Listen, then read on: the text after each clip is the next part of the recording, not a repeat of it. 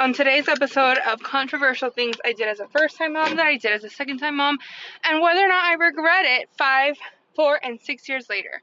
Let's talk about the cry it out method. I did not do it for either kid. I followed their own biological clock, their own development, and I absolutely do not regret it. Nothing ever felt right about that method. To me, that method was invented to allow women to get back into the workforce, because I'm follow the conspiracy theory that the government and society has been trying to get women out of the homes and into the workforce.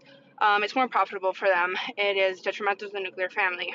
But that's a rabbit hole for the next day. What is the biggest reason I don't regret it? When my daughter was around 8, 9, 10 months old, we had an incredible regression. I was up every hour on the hour. She was drinking 30, sometimes 40 ounces every 2 hours.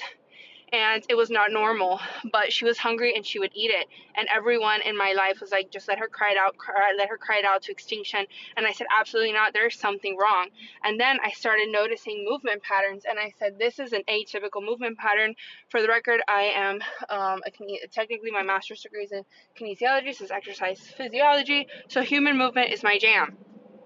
And when I took it up to the pediatrician, they said, that sounds like a seizure. So we went to the neurologist. We got extensive testing done that confirmed that she did indeed have seizures. The second she got put on seizure medication, she started not only sleeping through the night, but she also started consuming a normal amount of food, because if you did not know, seizures burn an astronomical amount of calories.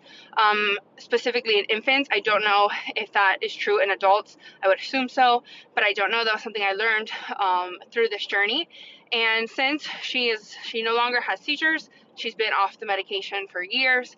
But imagine had I listened to the people and gone against my gut, how detrimental that would have been for my 8, 9, 10-month-olds at the time, before we figured out what was going on.